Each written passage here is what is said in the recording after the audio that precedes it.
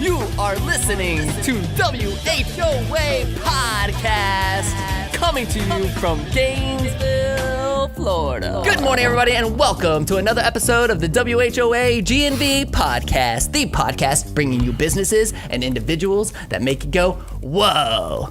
Today on the show, we have Mitch Glaeser, CEO of the Emory Group of Companies. Since he was 18 years old, he has started 12 companies and is one of Gainesville's greatest serial entrepreneurs. What's up, man? Thank you for being here. Good morning. Good to be here. You were so excited. He was messaging me what did you do? You messaged me last night, and let me find the text real quick. I should have had this pulled out. Are you sure it was me who did it? Yeah, because it was 9:53 p.m. I was already asleep, let me mind you, okay? Yeah, I thought these texts were between us only. No, well, most of them, but this one says it goes, not feeling good.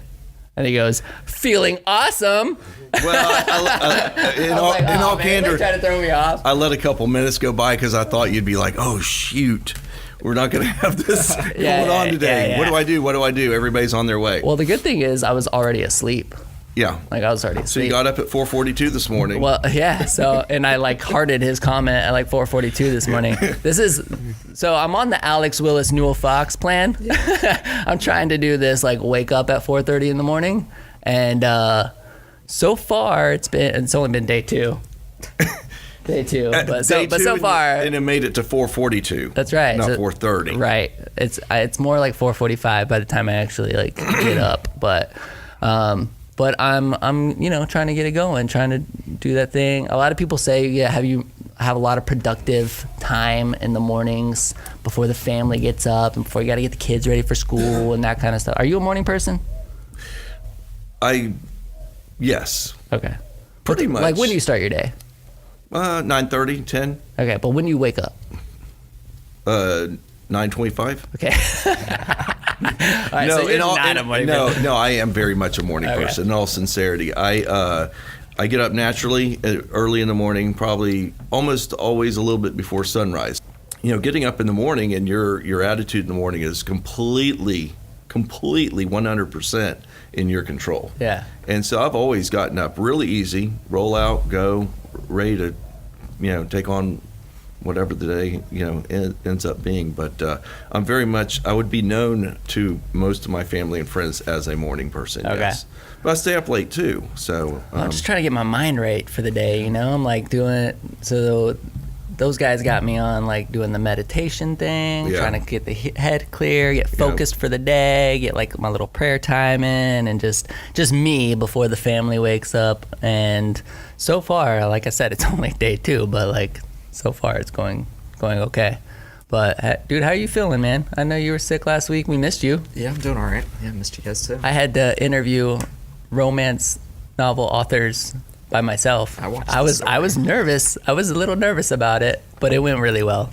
So, but you just got back from Thailand. Yeah. Right? Yeah, I was in Thailand. He was leaving us. He was leaving us dangling this carrot the entire time through the holiday season. Wasn't going to tell us what was going on. But you were there for how long? Almost 3 weeks. 3 weeks. Yeah, 3 weeks. And you went to golf, right? Yeah, I'm kind of putting into motion resurrecting my golf career. So that's feeling awesome, man. Healthier than I have in 5-6 years, and gonna go attack it. So kind of 2019 when we were talking in the fall, it's what are you looking for? And I was kind of piecing together Best of Gainesville and different things. I've been trying to set a lot of stuff up to help myself maybe reboot the golf career. So I'm gonna go after it this year. I got some Asian Development Tour status, which is the second tier tour in Asia, which is the web.com here. So I'll be going back over there a little bit, probably first to Malaysia here in a couple months. So that's cool, man. We're gonna see what happens. So was that your first time over there? Yeah, first time in Asia. That was pretty cool. It was amazing. A lot of it's the scooter. It really is the scooter capital of the world. Yeah, right. Yeah, it's amazing. So many. Yeah. Trace and I, my little brother, and I actually rented some scooters. We took them about an hour north to this place in Canterbury and did some waterfalls and all sorts of cool stuff. But we rented scooters for $12 for the day for 24 hours, and they went about 75 miles per hour. And it was my little brother's first time on a scooter. Really? He almost put that thing down a couple times. I'm sure. But it was a ton of fun, beautiful country, and I can't wait to go back. So when do you go back? Or when you say you go in? I'm figuring that out Trying right to figure now. it out. Okay. Yeah, so I got to see what I'm exempt into and. Dude, good for you, man. I just mean, adding your story more was stuff. awesome. I was Yeah. watching your Instagram stories. Yeah. You guys, I mean, so you have the Best of Gainesville Instagram account, but you also have your personal Tyra Currian account. Yeah, I've been trying to follow you and work on some personal branding. Yeah, and that's where you were showing a lot of all this stuff, and it was super cool. Yeah, I've got about 20 golf companies that I've been kind of working with to do some promos and some different kind of influencer type stuff. So I'm trying to do it both from my golf academy side and my personal side, and use all the stuff I've learned from Best of Gainesville and just in general with marketing stuff to kind of, do a little bit more personal stuff than I ever have. It's a little uncomfortable, but podcast helps, Yeah, you got to get outside of that box, right? You got to push your comfort zone. I think you always got to do that as an entrepreneur, right? Yeah. Totally. Get outside of your comfort 100%. zone. Dude, new scooters. Sounds like he's doing awesome. Yeah, no, he's Yeah, we'll definitely see. doing awesome. Just adding more stuff to the plate. Well, it's a new year. Like, new year, new growth, Yeah, new opportunities. 100%. You got to do that, right? The New Scooters for Less will grace the cover of Power Sports Business magazine yesterday, which was pretty cool. Yeah, super cool. So that's like, for us, I mean, in the industry, it's a really well-known magazine. So to be the cover story was pretty cool. Yeah. But- Prize Wall was featured. Yeah, Super yeah. cool. The unique things that we do were featured, so Yeah. it was pretty cool. But Mitch, man, thanks again for being here. Sure. So, guys, this is somebody who I consistently go to, who's just been super open and has spent. I mean, I don't know if you're transparent with everybody, but you're very transparent with me and have helped me with a lot of the things going on in my companies. Right. I definitely consider you a mentor. I know that we don't meet all the time, but you're always there when I need you, and I've always really appreciated that. And so I'm just really excited for this interview. I know you've seen some of our podcasts. We always like to start with the origin story, kind of take it way back, and then just let the conversation go from there, because I know I can get into a plethora of different topics with you. Right. So for a lot of Gainesville and a lot of the world that doesn't know, just give us that origin story. How have you gotten to the point? Yeah. How have you gotten to this point today? Right. So I think, a lot of times, at least my story, as you kind of paraphrased it, is really about the people who are around me. And you talked about the mentorship that I've had for you.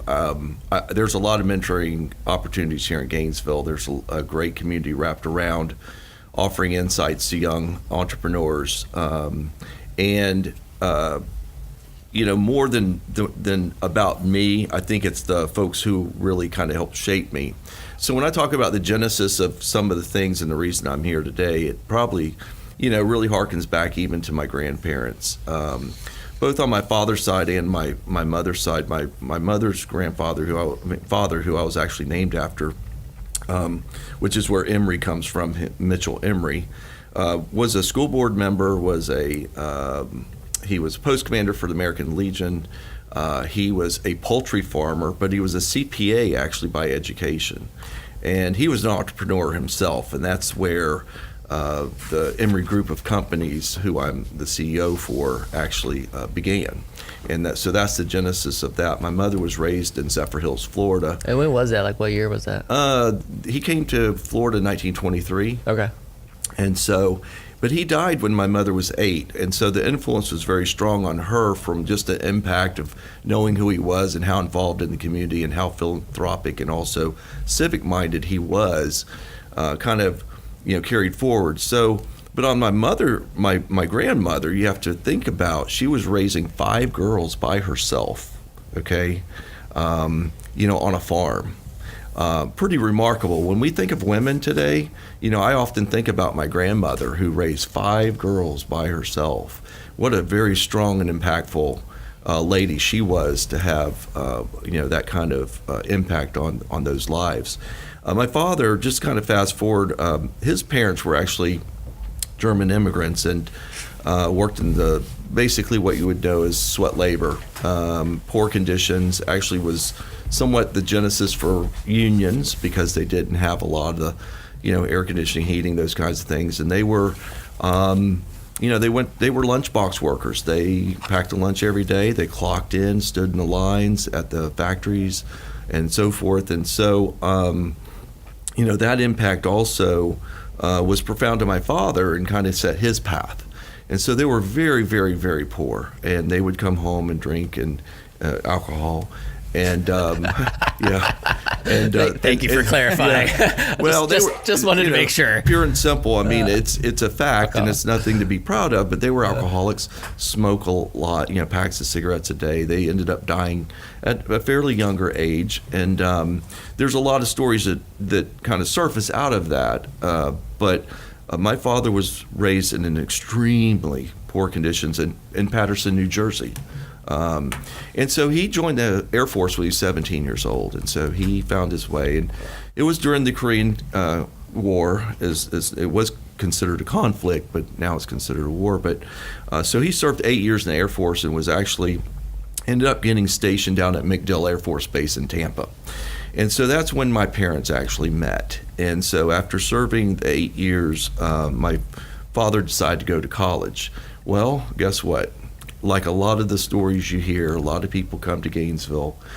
They go to college here, they fall in love with the town, and they stay. And that's really how I ended up in Gainesville. So in 1955, my folks came here, they got married. And just to kind of put it in perspective in terms of my upbringing, in 1955, they moved into a 28-foot long mobile home, 8 feet wide and 28 feet long, and actually started their family there and was going to college and so forth. So what's incredible about this story is 36 months later, okay, from the time they were married to 36 months later, they were a family of 5. Okay, so in 3 years' time, they had 3 kids and had gotten into a longer mobile home. I don't know about wider, but certainly longer.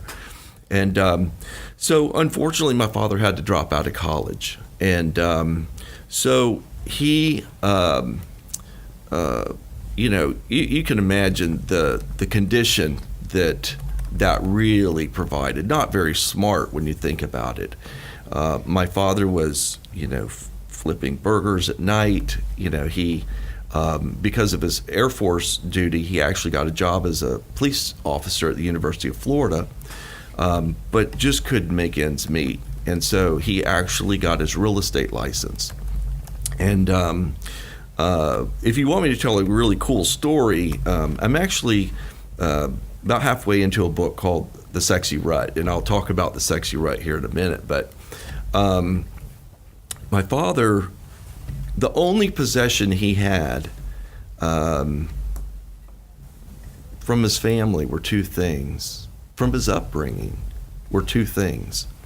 One was a train set that he had gotten at 5 years old that still is in my office. He gave it to me when I took over Glaeser Realty. And so it's sitting there, front and center, pretty prominent. It's just an old, HO train set, like 6 cars, with a big transformer, and just cool. But it's the only possession he has.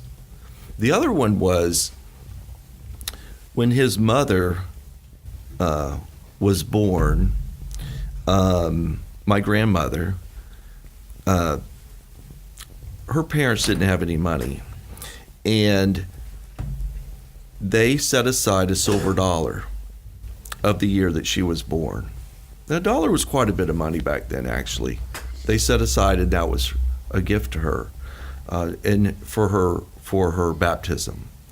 And when my father went through First Communion, we were raised Catholic, and when he went First Communion, they had nothing. They had nothing.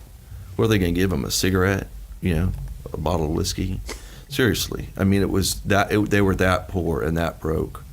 And so they decided, they gave my father the silver dollar of my grandmother's birth year. And my dad kept that silver dollar in his pocket as a child. And all through high school, and all through the military. And when he got a call, and his father had died a few years earlier, he got a call that my grandmother was dying, and she was in Paterson, New Jersey, and he ought to come see her. So he got with them. He was in the Air Force, and they let him go home. And he was down at MacDill. Now, my father didn't own a car, and they didn't have scooters. He hitchhiked from Tampa, Florida, all the way to Paterson, New Jersey, with that dollar with him. And honest to God, the last thing he was able to do with her is they put that dollar between their hands and just prayed. And so he had to come back home, and on his way home, which took days because he was hitchhiking, she died. And, the dollar became a very powerful representation of that bond between them. And so kind of fast forward just a little bit, my parents were struggling so bad with 3 children. I had not been born yet. And so they were struggling, and the struggle went like this. It was pretty simple. They would get down to the end of the week, and my father was flipping burgers, as I like to say, at a place called King Burger. Not Burger King, but King Burger on 16th Avenue. I think it was located actually near where Burger King is, actually near Main Street. And they would get down to the end of the week, and they would have no money for food. And he would take that silver dollar down to a corner store, and he had a deal with the person who worked the cash register. And he said, I would like for you to set this dollar aside, and when I get paid, I'm going to come get the dollar. And I'm not making this up. They would literally get peanut butter and a loaf of bread to feed the family, because that's how things were. And this went on for some time, and the takeaway is real simple. Look, we are creatures of habit. We all talked about this morning our habits about getting up and those kinds of things, and how we change gears, and how we become who we are, and how we have influence, and how we affect other people around us. The realities of change come with really hard, tough decisions, and sometimes those decisions, actually to have the effect that they need to have, sometimes don't make logical sense. So they were in this routine, and they were like, how do you get out of the routine of going down to the corner store every week before you get your paycheck every week and cash that dollar in? How do you break that? And my father knew the answer. Being of Christian faith and the belief, he took the silver dollar to St. Patrick's on 16th Avenue, walked into the church, and dropped the silver dollar into the poor box, never ever to be retrieved again, and broke the cycle.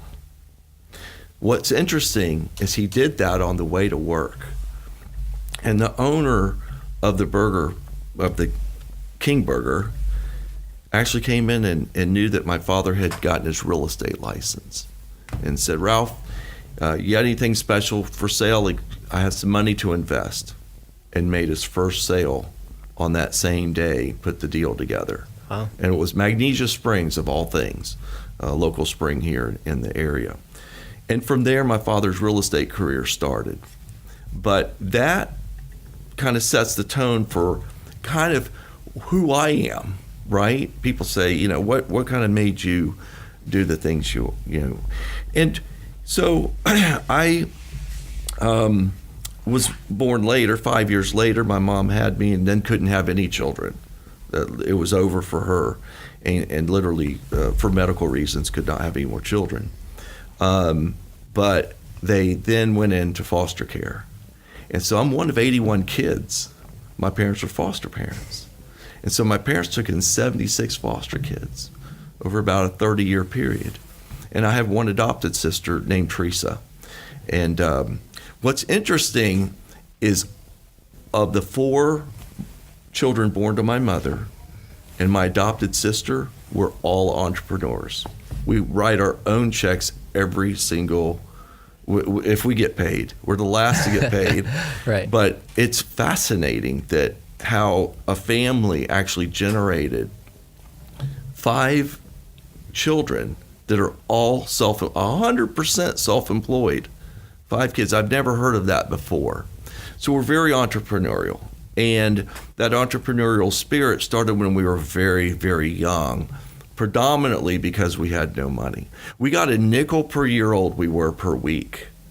So when you were 5 years old, you got a quarter for your allowance. And when you were 10, you got 50 cents, and it went up a nickel every year. And, I never forget, like, oh my gosh, I'm going to turn, my birthday is coming up. I get another nickel per week. And so when it came to wanting something, it was there. I could tell you so many stories and so many things going through my head, but we wanted to go on a vacation. You know what we did? My parents didn't pay for a vacation. I mean, I didn't go on a plane until I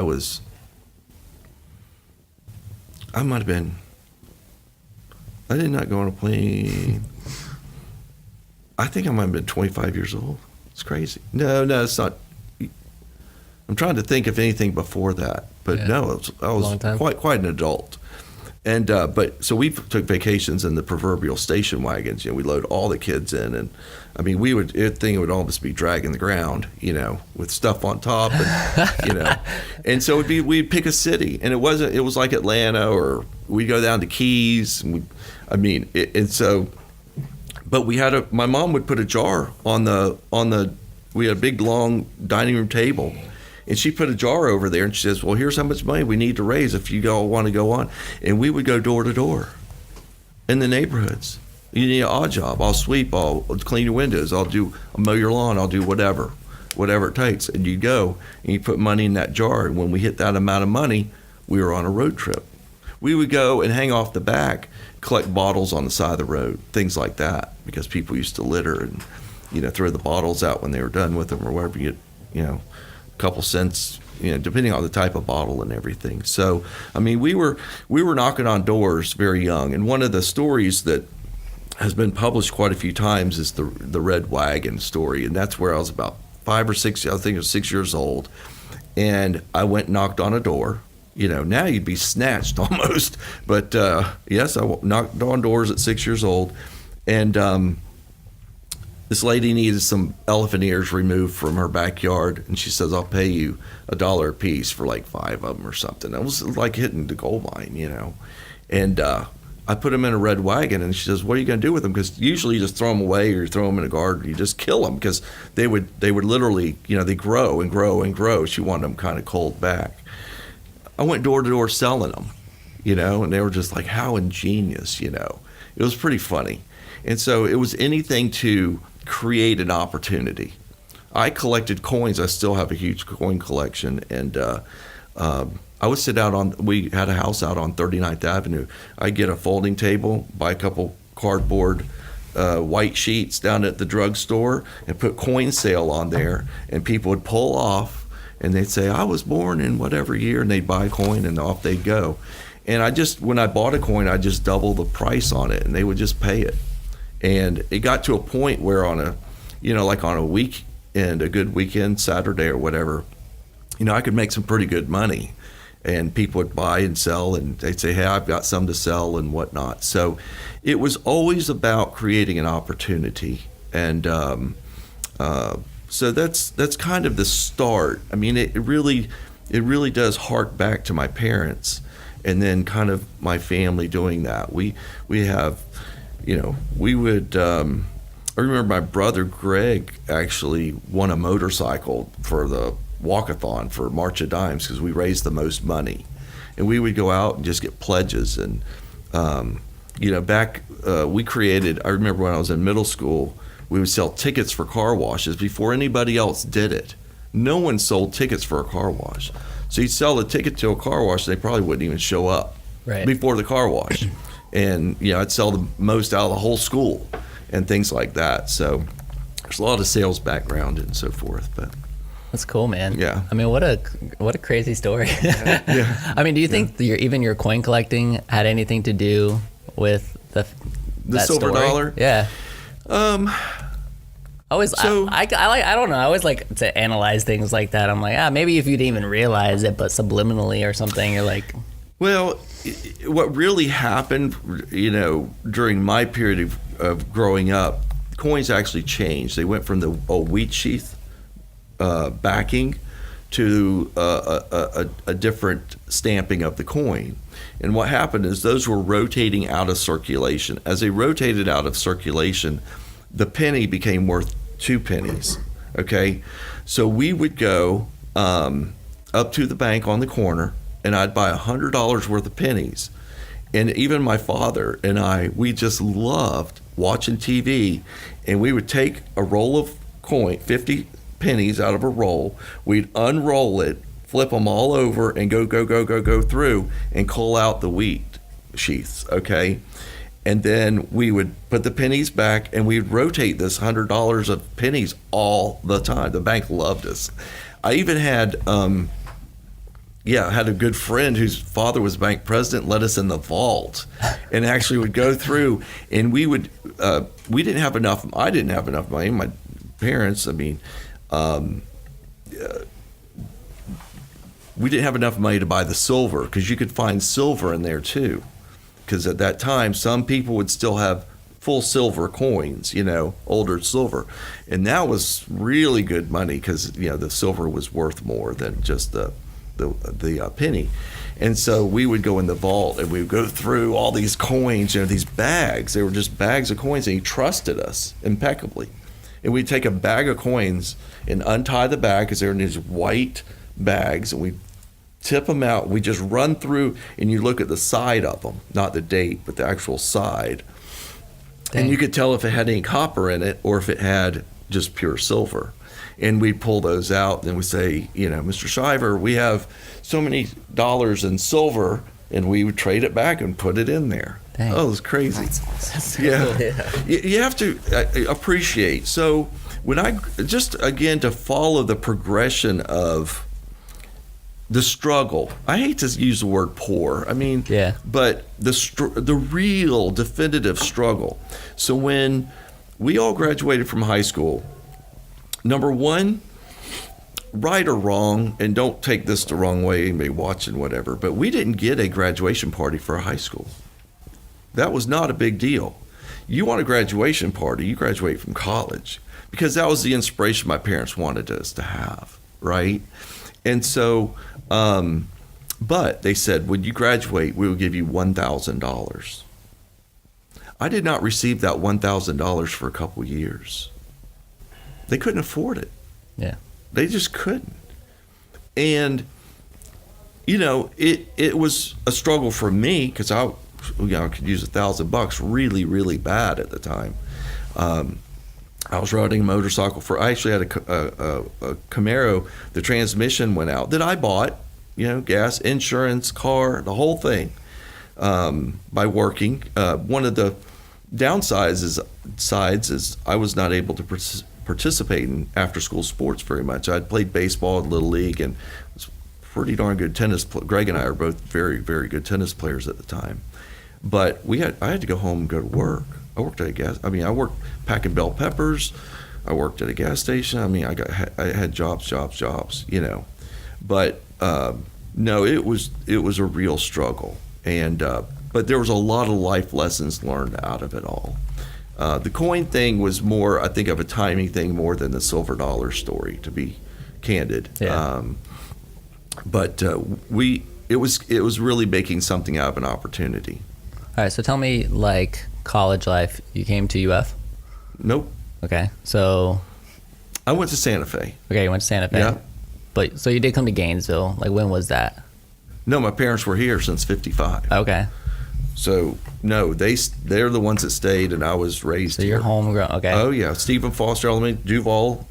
Went to Duval. I went to Stephen Foster. I went to Fort Clark. The first year was open. Yeah. Okay. Gainesville High School grad.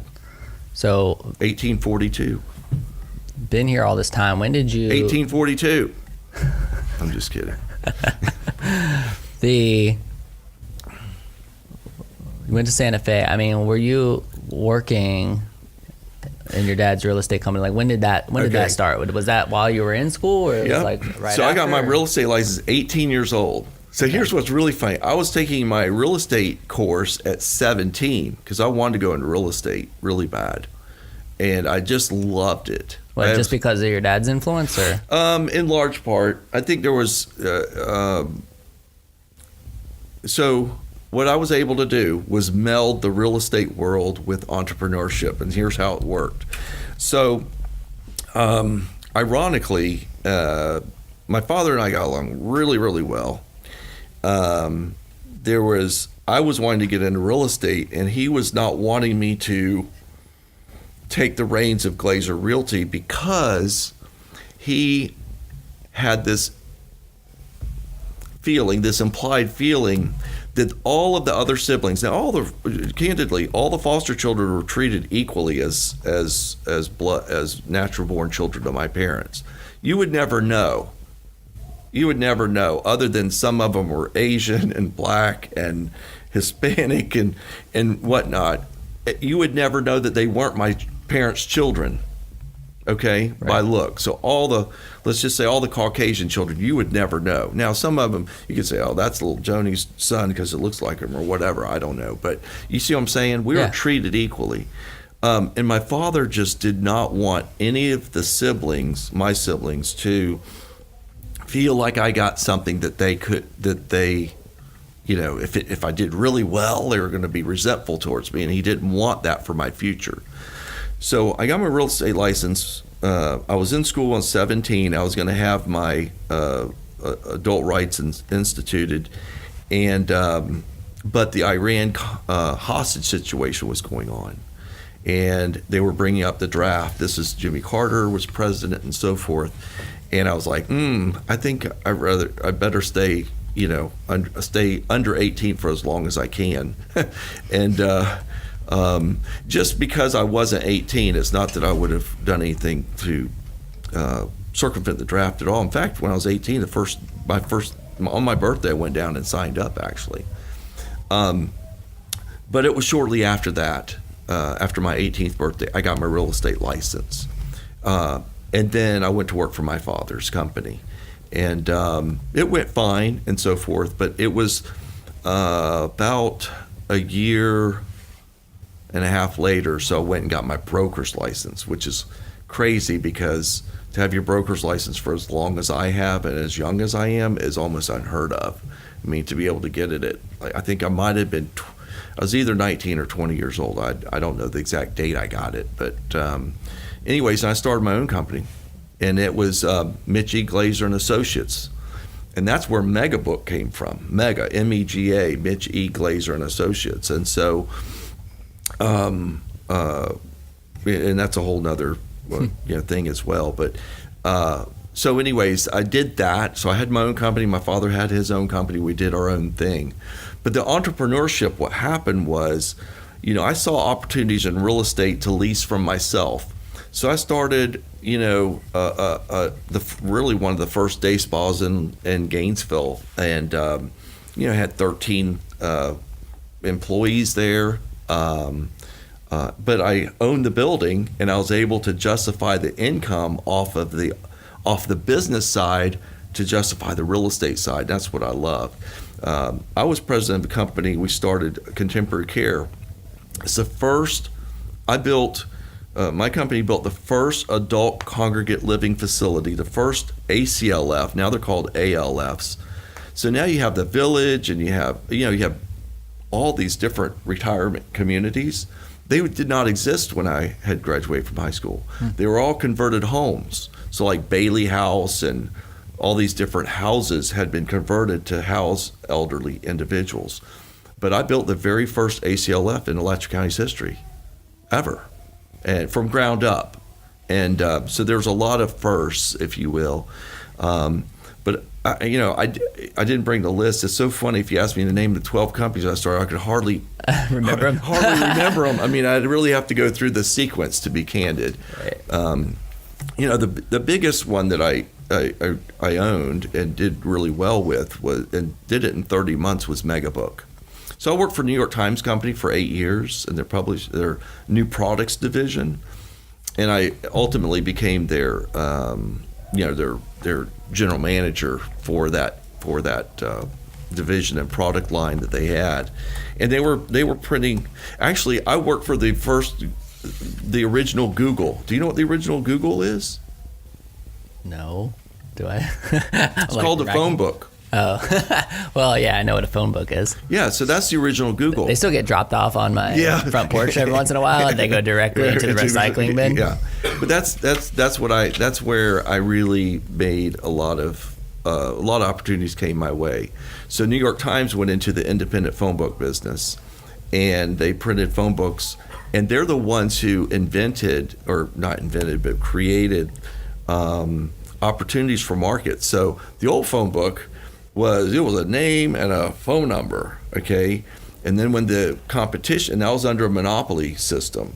Well, then when you could buy that data from them, when they were forced to sell that data to you, then you put in addresses and zip codes and community pages and maps and things to do and places to go and restaurant menus. And we did these mini books. Have you ever seen the mini books? Mm-hmm. When cell phones became real popular, they said, well, you don't want a full-size book in your car.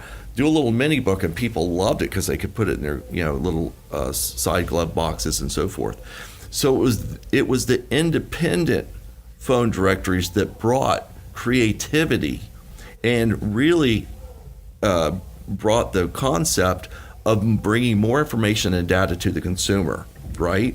And they did it for half the rate of what the Baby Bells at the time. They've been aggregated back now as AT&T. They were AT&T, went to Baby Bells, then back to AT&T.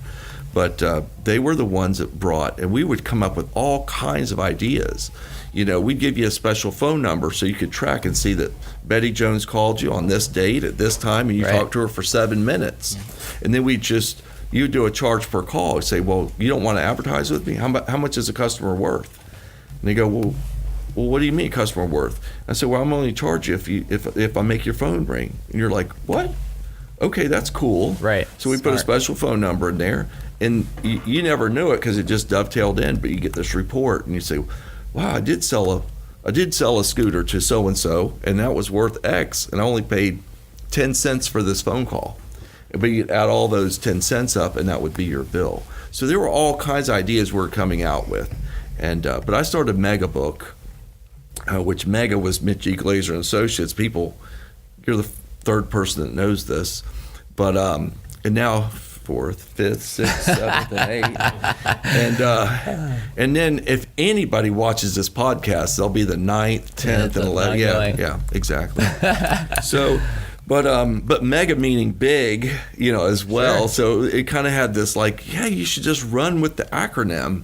MEGAbook is going to be this big book, filled with all kinds of information. And then we did a blimp at the O'Connell Center. That was a funny story. They were like, I was like, I saw a blimp in another arena somewhere. I was like, I want to do a blimp in the O'Connell Center at basketball games. And they were like, no.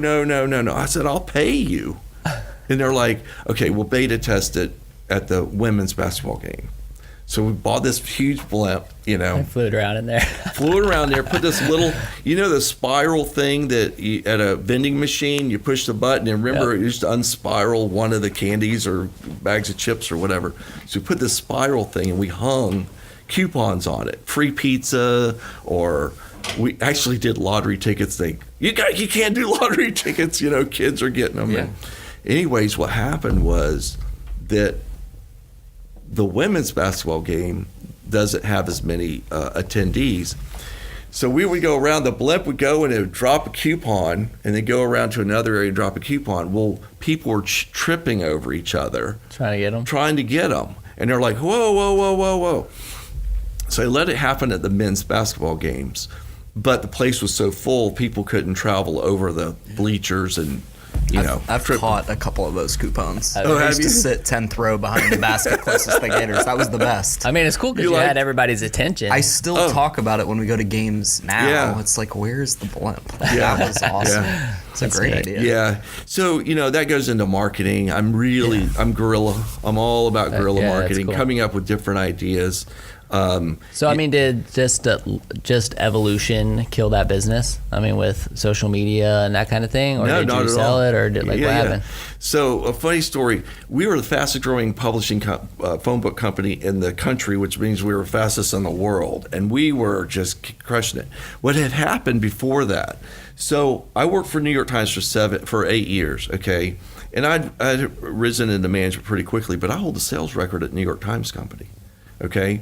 And probably still stands this day. I don't know. It probably will, just because the way the dynamics of newspaper and whatever. But it's Google so Google it. Google no it. phone book yet, but Google it. That's fine. There's been plenty of stories written about it. So, anyways, so when they sold, I tried to buy, it was called Sourcebook, and from New York Times, they ended up selling to a company called Transwestern. Well, I knew I didn't want to work for Transwestern and so forth, and so I got a call. I turned in my resignation. Funny thing is, I went down, I bought a brand spanking new convertible car, Corvette. I drove it back to Gainesville. I drove it to the front of that building, and I walked in and turned in my resignation. Now, I would not recommend you do this, but I knew it would inspire me. I was making crazy amounts of money, candidly. I'll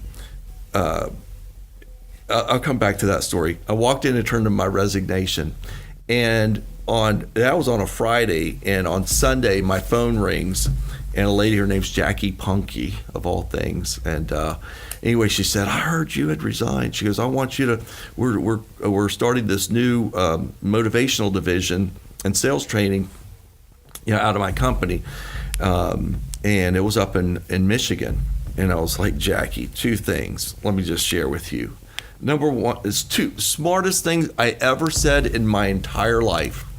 Number one is I'm not moving to Michigan." And number two is I told her she could not afford me. And she said, "Oh, you have no idea." And candidly, I made $3,150 a day. Yeah, every day I was on stage. They put me on stage 36 weeks a year. Dang. It was crazy, okay? And so immediately hit the ground running and did that for 3 years. Well, here's the beauty of it. The work I did all over the world, Romania, Europe, Canada was about half of my work, all through the States, of course. Had a blast. It was great. Did it for 3 years, which is a lot. And then I was out of the country on 9/11, which is a whole nother story.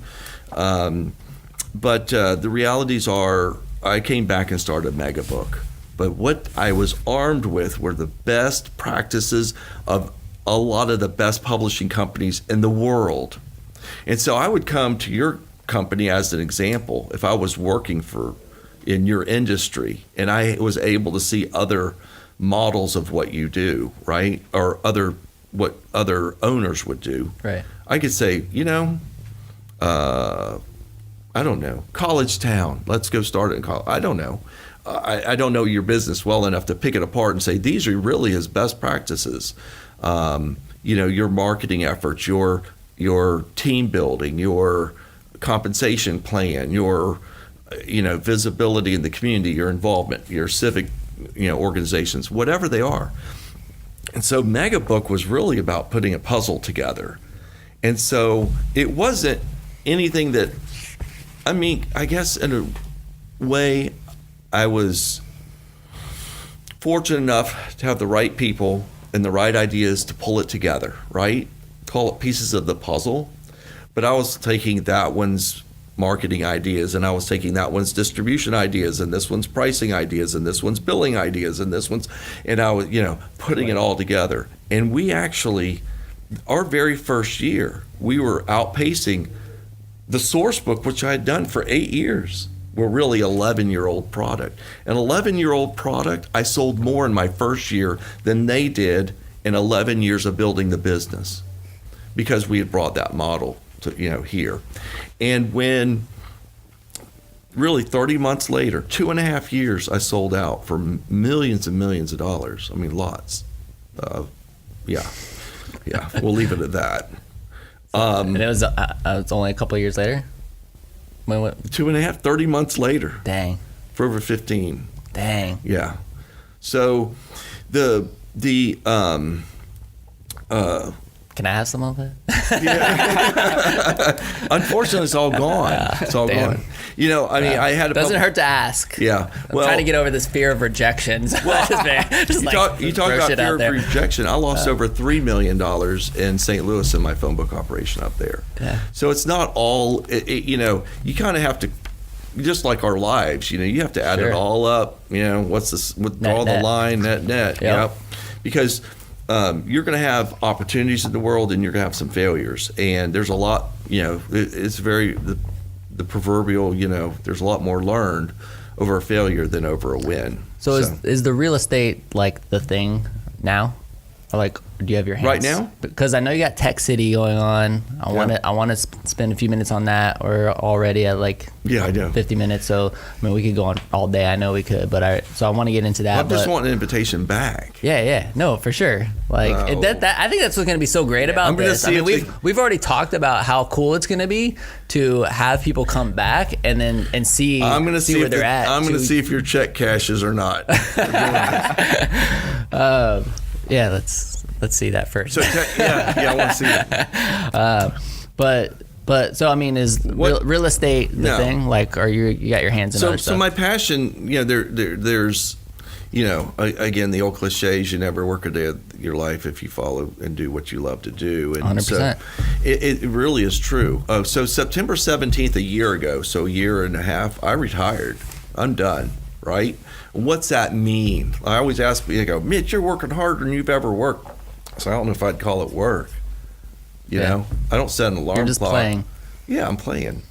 But I'm having a blast doing it. And awesome. it really shows. People are like, you know, really, really engaged to jump on board and do things with me because they see that it's just, you talked about transparency. It's like, hey, it's all transparent. If you want to be a part of it, great, jump on. If not, whatever. I mean, I have my podcast as well. We do once a month called Startup Talks. And so I love doing that because it goes back to entrepreneurship. I get to bring and showcase, you know, common denominators amongst entrepreneurs. And you were on there, and so you saw the group, and it's great. So people learn little tidbits along the way. And those golden nuggets add up to be very valuable. You know, I do love real estate. I like that creation element of things. Also, I like creating ideas and things and so forth. So I guess through the vein of real estate, it's a comfort zone. I know it well. I can do it in my sleep kind of thing. And that's what Tech City really is somewhat about. But, you know, we're creating a mentorship program up there that's going to be almost unparalleled anything in the region or even in the state. And then we're creating this really cool vibe up there. I mean, it's morphed into, you know, these. Well, for people who don't know, like, give us a very general. So the real opportunity was this: that there was a void in our community for companies to have another choice in the myriad of real estate decisions. If I could take 1 second and kind of express the state of real estate the way I see it. A lot of people do not really comprehend what the retail side, the commercial side, the office side, the malls, the shopping centers, and all of that, what they really are. There's been a lot of disruption, if you will, to food delivery systems. You see prepackaged meals going on. And there was this whole movement, this concept that the malls are dead, that real estate is dead. And it's not, and let me tell you why. Not until you get to virtual reality, which is possible, which is coming, okay? Maybe decades down the way, who knows? I mean, if you're going to be able to put a headset on and climb a mountain as if you're there, like really feel like you're climbing, maybe even exercise to the extent on a machine. I mean, USA Today had a survey on their front page that 66% of millennials think they will have I don't think they use the word intimate in the same way you would think intimate, but a real bonding relationship with a robot, with an artificial intelligent thing. 66% think they will have a relationship with a thing of the future, okay? Until we get there. Now, I don't know what life really becomes then if you really put the headset on and go to Thailand versus really going to Thailand. So I don't know what values we're going to place as humans on that. I don't know. But follow me for a second. When you go to Outback Restaurant, what are you going to? Just a word. Or what's your definition of Outback? What is it? What is Outback? It's just a restaurant. Right. 99.99999% of the people say it's a restaurant. It's a food distribution center is what it is. Okay? When you go to Walmart, what is Walmart? It's a distribution center. Okay? So when you think about the concept of distribution centers, when you think of Amazon was going to put everybody out of business, right? It's going to put all the malls out of the business. What did they do? They bought what? What was their big recent purchase? Whole Foods, right? Why did they buy Whole Foods? Because it's a distribution center. Okay? And so I'm trying to reshape people's concepts of what real estate really is. And until you get to maybe an architect putting lines on a piece of paper, everything's a distribution center. Scooters for Less is a distribution center. It sure is. The bottom line is it's a distribution center. So I think that's the kind of the genesis, if you will, for Tech City, to understand how that interplays with each other. On the decision side, there are some really dynamic and cool things going on in Gainesville, truthfully. We can beat them up. I can come up with a dozen things that Gainesville's doing wrong. I can come up with 10 times that many things that they're doing right, okay? I was just, somewhere and they were talking about how Gainesville had done it right, with its beauty and its character and so forth. So there's a lot of good things going on, but there's some things that, take fracture as an example. They're producing, I think, over 500,000 fractures a year, probably 1,300 a day. You're talking about semis worth of product coming in and semis of product going out. So, to the world. Dude, that crew was hustling during the holidays. Yeah. That's like a 24/7 operation. Oh, they have to be because they're in such a small space. But they were looking at their options candidly, and they love Gainesville. But where in Gainesville are you going to find 30,000 single story with a roll-up door for a semi to park his truck there so they can just pull up to it? They load it, they do their thing, and they have opportunity to grow. So Tech City is, I thought, interviewing, and we've dealt a lot with the millennial class. One is millennials hate to be called millennials, by the way. And so for those in that younger strata, we'll call it that. And I thought that I knew this class, but the reality is when you know one. So we had some concepts brought together, and then we sat down with them and we're like, no, we don't want that. We want to live like real lives. We want to have a dog. We want to have a grill on the back porch, and those kinds of things. We want to have walking trails, and we want to have, activity and so forth. So Rich Glaeser, who is my business partner, and I, which is the coolest thing, that your name is Mitch Glaeser and his name is Rich Glaeser. Yeah. I just think that's fantastic. Only in Gainesville. So we put this idea together to really maximize the efficiencies of these buildings. They're kind of I call them the Model T of commercial development. We have taken all of the mechanical, electrical, and plumbing and put it through these chases. So that's where it all drops down. We've maximized the roofs in for no penetration, so we can do solar. We've done promenades, so we have these pedestrian corridors. We have a clubhouse, swimming pool, tennis and basketball and volleyball courts. We have community gardens. We do have walking trails.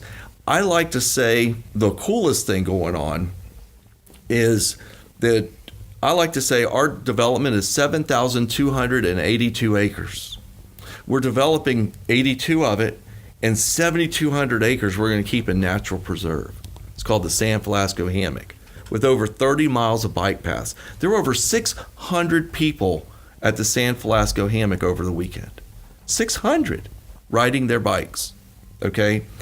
So the millennial class, if you will, that we're trying to tap into are threefold. One, minimalists. Number two is their sustainability. And number three is health through activity.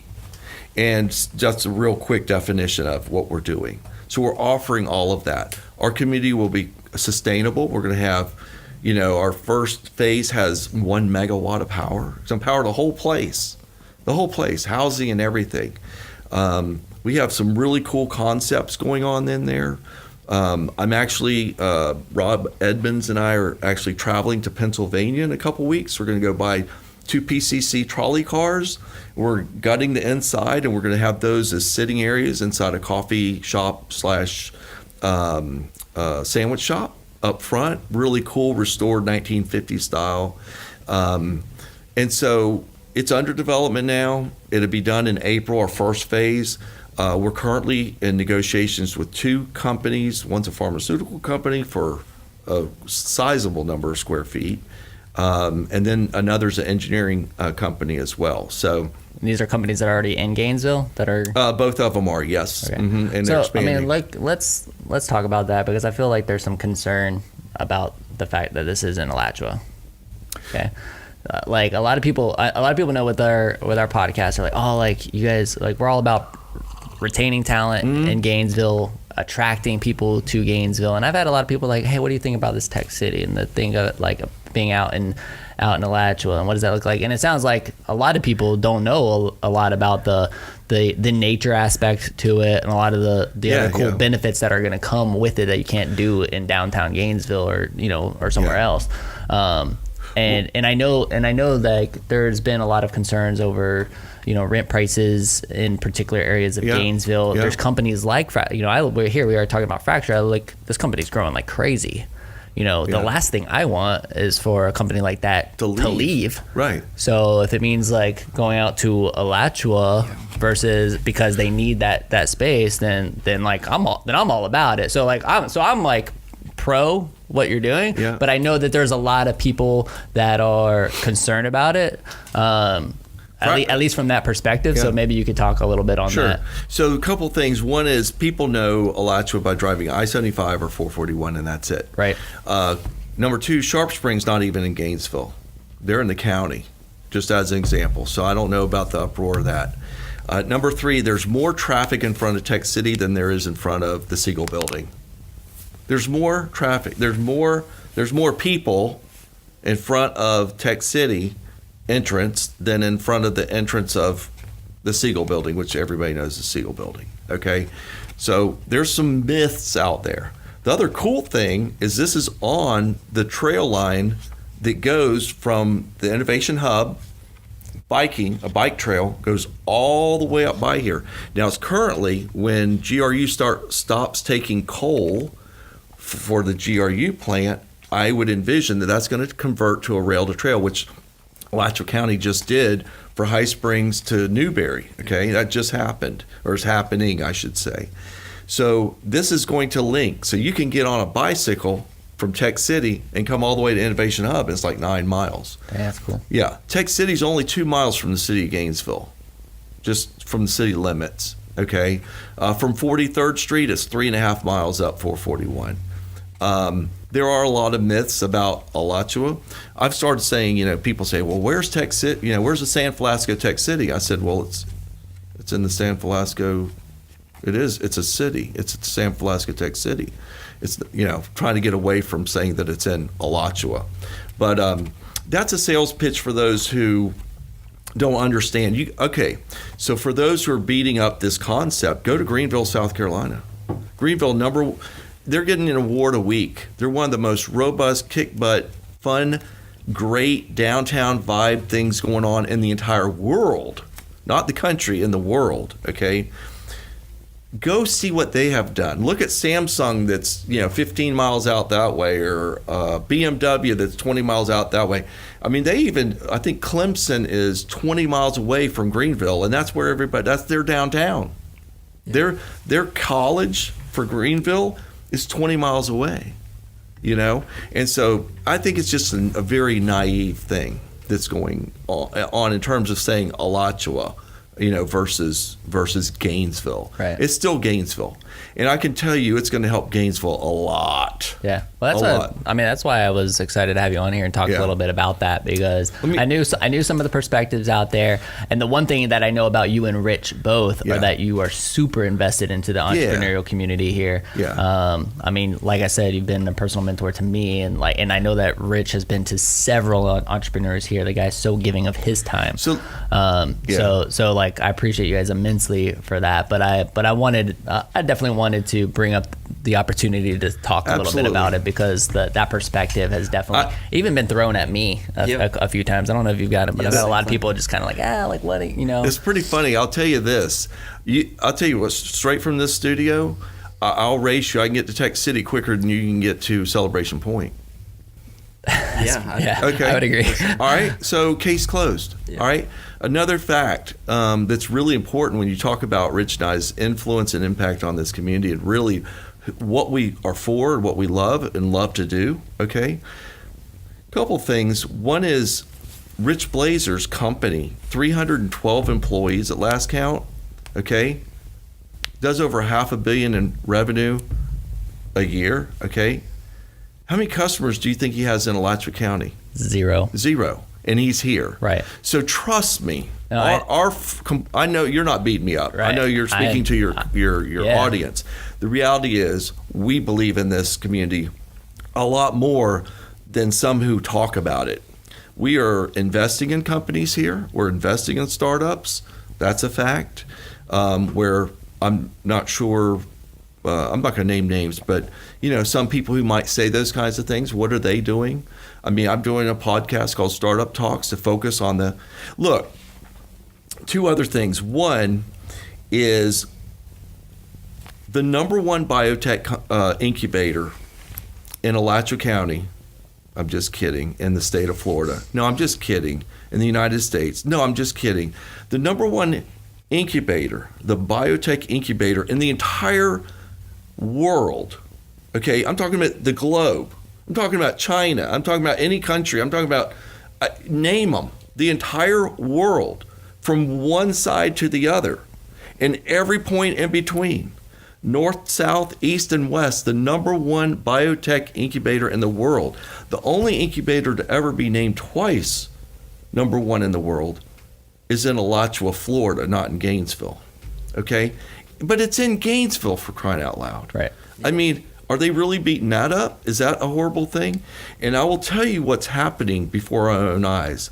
This corridor, 441, is becoming a tech river, okay? And you're seeing companies like Exactech is on 441. If you think about it, 34th Street, right? When you think about all the biotech, when you think of RTI, when you think of Brammer, when you think of all the others that are all along this corridor, you go all the way south to the health complex of Shands with tens of thousands of employees. Tens of thousands. That is doing also the most incredible work on the planet, and anchored by the Sid Martin Biotech Incubator, and all the way south to the Shands complex. And they're building more hospitals and more discipline and more research going on than, they're getting $1 billion, 900 and some odd, but $1 billion in the next 12 months will flow into our community for research at that South complex. Think about that impact. Incredible. Yeah. And so anyways, we're thrilled to be a part of it. Candidly, if real estate was, you could find me 7,300 acres, in downtown Gainesville, we just kicked off, by the way, before I let you go, and I don't know how much more time we have, but we just kicked off the coolest thing. We're doing a pedestrian flyover over 441, because we're looking at additional properties, but we're also have the connectivity to the San Francisco hammock there, which is really going to be cool. But one of the things we talked about was a tower element. And the tower element originally was going to look somewhat like a fire tower, just an erector set, put some offices off the edges of it, some hangout areas and collaboration rooms. And it would be for like climbing the steps at the stadium. You know, you could have it for activity. We're going to have platforms at 50, 100, 150 feet. This is cool. You could have your lunch up there. We could meet. We could do whatever. And so it was you would reserve these rooms. And so we had people come to us and say, look, I'm looking to start a coffee shop. I want to go into the first floor of this tower. So we started morphing our change. We have a brewery. We'd like to be there. You know, so people are wanting to be a part of this, right? Well, the whole thing morphed now that Rich and I, putting our money where our mouth is, I mean, our own hard-earned money, we have just launched with the University of Florida a contest. And they are designing the flyover and the world's tallest indoor rock climbing gym that we're looking at putting up there. Okay. So we will attract people to this region. And when they come here, you know, they're going to go to the Hippodrome and they're going to go to Dragonfly. They're going to go to these places, and that's the missing part that people don't understand. You know, this ecosystem is has way too much movement for it to be just situated in a couple block area. There's too many cool things going on, you know, in our region not to capitalize on those opportunities. Yeah. So it's going to be super cool to see this thing come to fruition, you know? Yeah. Yeah, it's going to and I look at you and Rich as influencers, like big time within this community. And I know that Ty and I, like, we look at ourselves as like hopefully being that next, you know, right, coming up right behind you, being right there, and also having that kind of impact because you guys have had such an incredible impact. Yeah.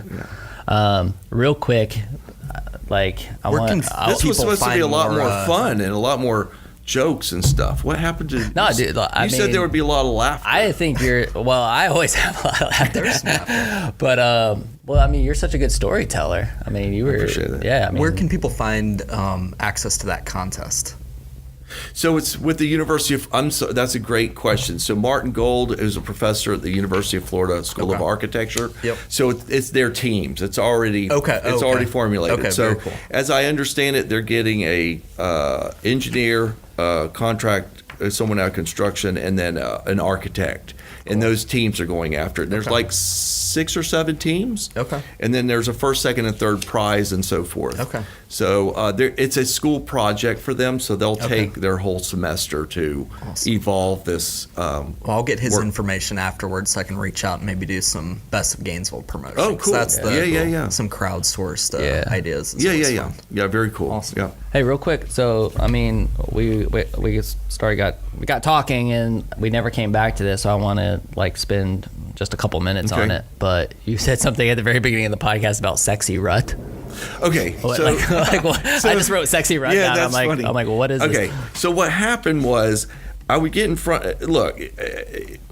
So Jackie was very crafty in her hiring of me. She said, you're in, we'll do it, here's what we do, I guarantee you this, and so forth. You'll make this or more based on numbers in the participants. So it was that number or higher, and I said it, I probably shouldn't have, but it was a lot of money, you know. And so they put all the material together, and they would ship it out. They would actually get all the scheduling put together, and I would just kind of go do my thing. And these motivationals are days long, you know. So it was some of them were one day, but it wasn't like a Tony Robbins 1 hour, you know, whatever. Right. These were very interactive, very content filled, and so I had to write a lot of material and so forth as well. And so one of the funny, I'll tell you how this kind of all evolved. And I'll make it as short as I can, but she had me go up to Grand Rapids, Michigan, and we all went out for dinner. So the whole company, or as many of the employees that could, go or whatever, we all went out to dinner. And so we had a great time and just chatted about things and just general life stuff and had no idea really what actually was going on. So the next day I go and I show up and they go, well, you're hired. And I'm like, well, I thought you already offered me the job. And she goes, no. She goes, that's what I told you. But what we do is we get all the other employees to buy in, and we want them to approve who they're going to be, working with. And I was like, holy crap!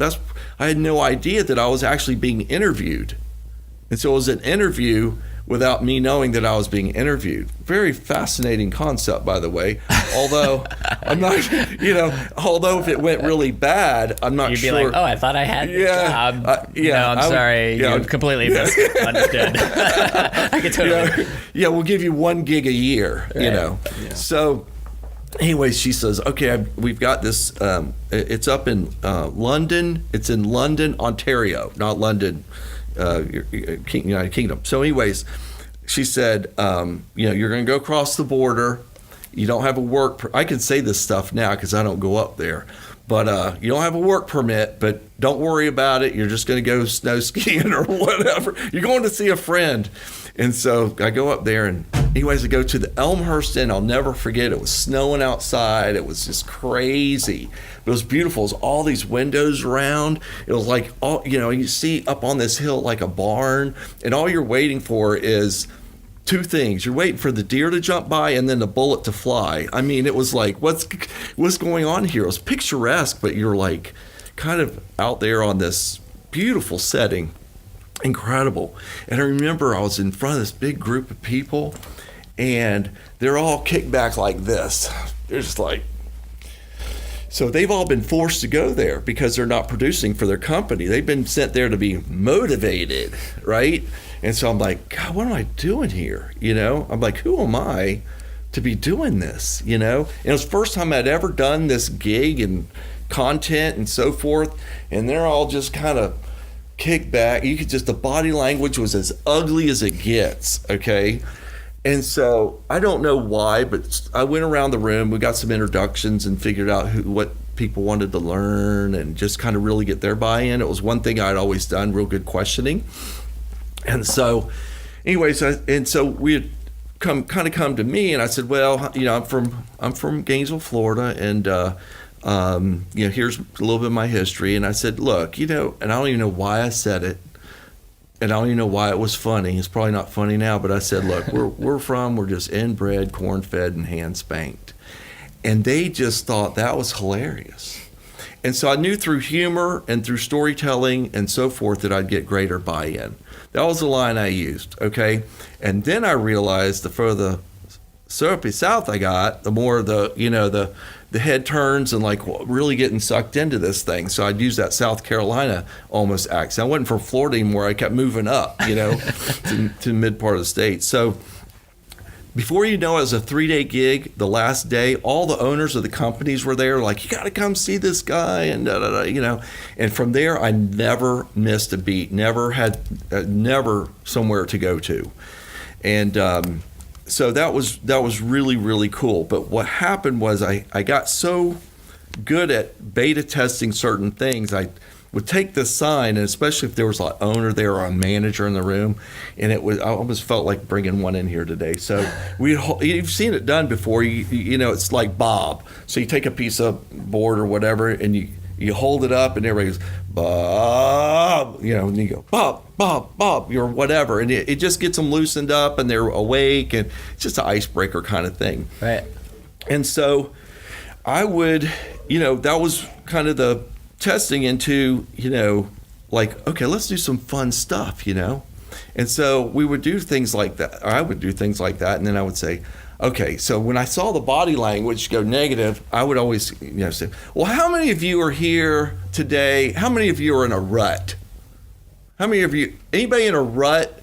And they would be forced to put their hands up because nobody's not in a rut, that's in my seminar, right? They're not there. If they were there, they would either be teaching it or they need to be taught it. So they would I'm in a rut. So what I did was coin this phrase called the sexy rut. So I would take them through, and I won't do it here, but a whole really cool day, really like a day like of you that you have, okay? And it's like, wouldn't you want to emulate that every day? Wouldn't you want that to be your rut? Wouldn't you want to be so far down in that rut that you couldn't get out of it, right? That's a cool day. I want another day like that. And so I coined the phrase the sexy rut.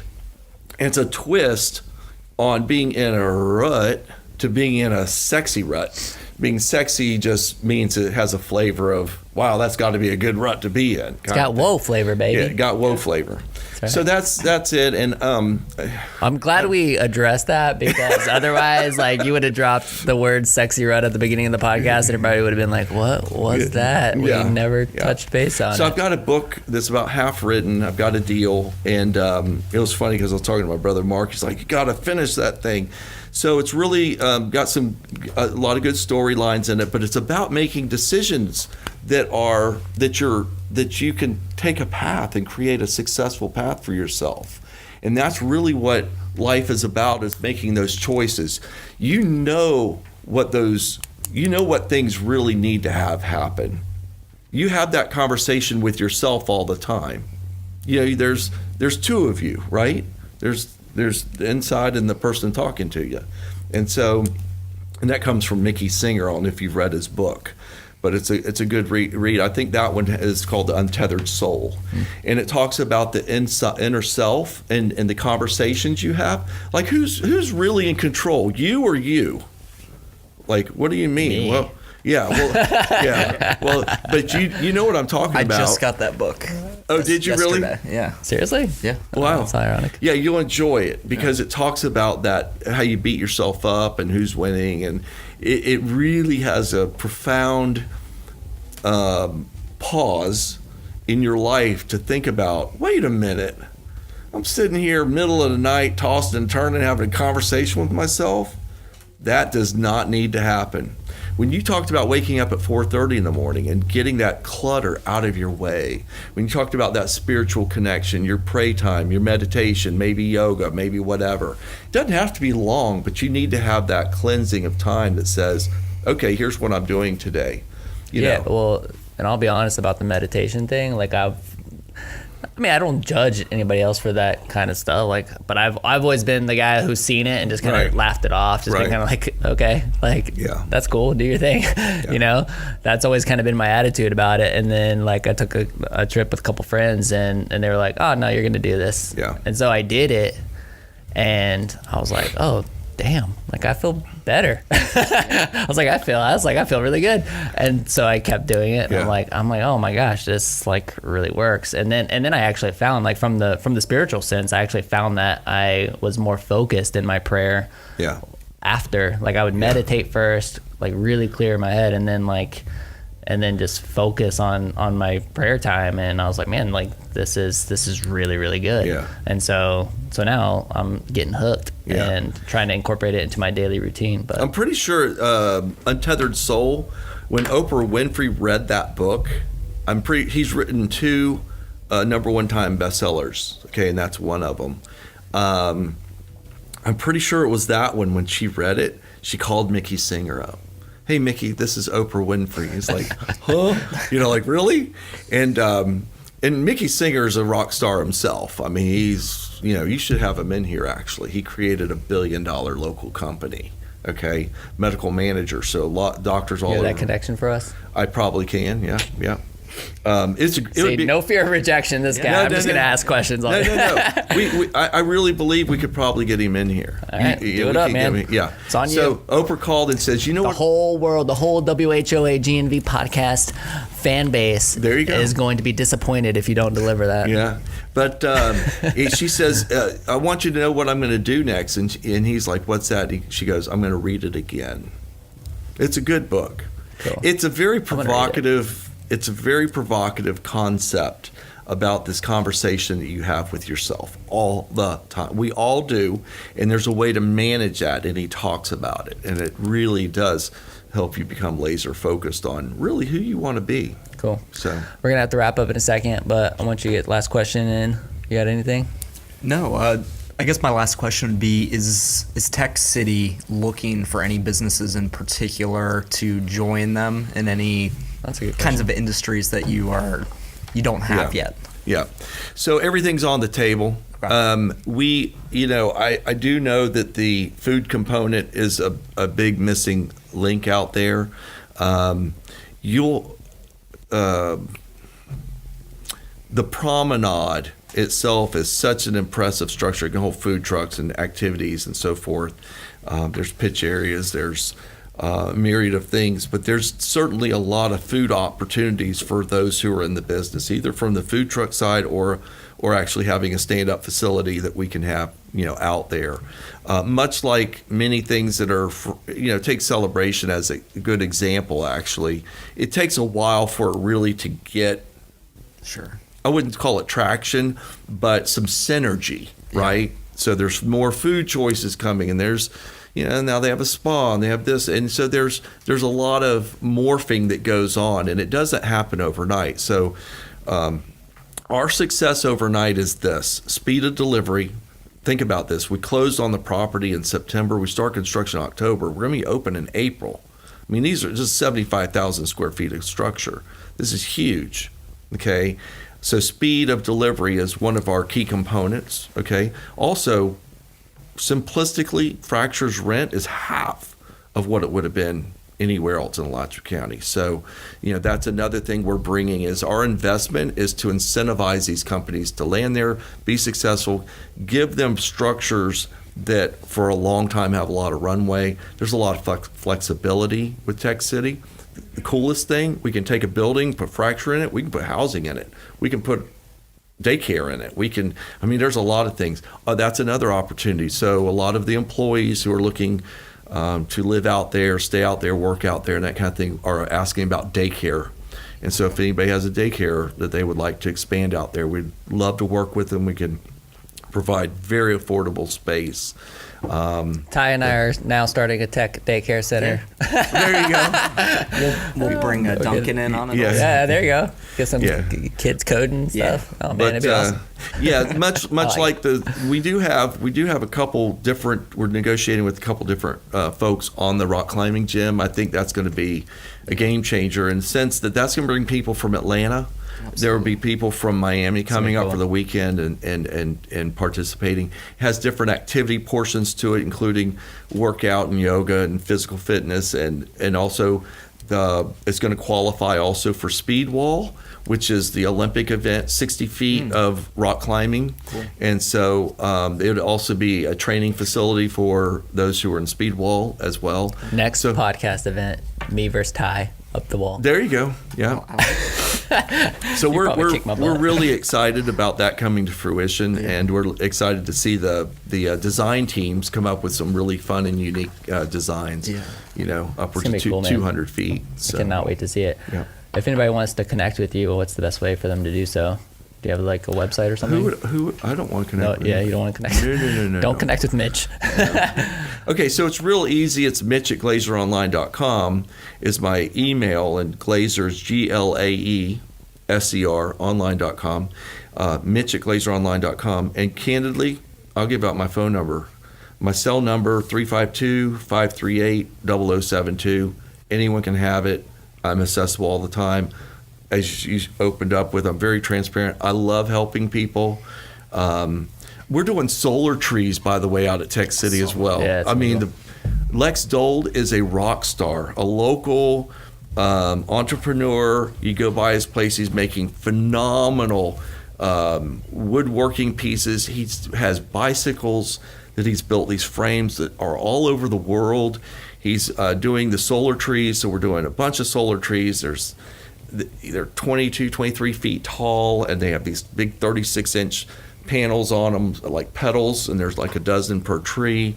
Alachua, I'm 99% sure that code of Gainesville doesn't allow them, It's a long story. They're more infatuated with the live tree or whatever. But I think we need to find ways to incorporate and celebrate solar. And Alachua is completely like all about it. Yep. And so there's some things that need to happen in Gainesville. I mean, can you imagine going through like some of the newer developments, call it Celebration or even Butler or whatever, if you saw like 30 or 50 of these solar trees around, I mean, it would be cool as hell. Yeah. It'd be really cool. And it's all about sustainability. Right. And I can't wait to see yours, man. It's gonna be neat. Yes. We'll have to like maybe we can get Rich. Maybe you can help us get Rich on the podcast after it's all built out, and we can talk about it. I think it'd be cool to like kind of having this one and then seeing, you know, interviewing him, or maybe even having both you guys come in or something and just talking about it once it's actually his speaker going. fee's twice as much. Yeah, I'm sure. I'm sure. So, well, hey, man, thanks again so much for being here. I love it. I appreciate you so much. I appreciate you always investing into me and this community. Sure. And I'm excited to see what 2019 holds for you. Me too. So. I still want to know what you look like without the hat on. Yeah. Okay. Well, I mean, I feel like people have seen this, but I mean, it's just short hair, man. I wasn't sure if you were Short bald. hair. I mean, I'm probably not. He swoops the it most down though. Yeah. If he's doing it. No, Those almost look actually, like implants. Jimmy You have such a did my hair. perfect. He did. Yeah. Yeah. It's like a So perfect and he, front and he was line. like, no, dude, you got to go back like this. Yeah. Good. But it's a mess right now because Are I you just sure I those wake are up not and I throw a hat on but You're sure they're not implants? what? Your hair, it's like No. it was perfect up there. It was, No, my gosh. No. I've enjoyed it, guys. Thoroughly Thanks. enjoyed it. Yeah. And thanks for I'm gonna go boxing next ending it on door. that note. Thank you very much. So, well, Gainesville World, we appreciate you so much.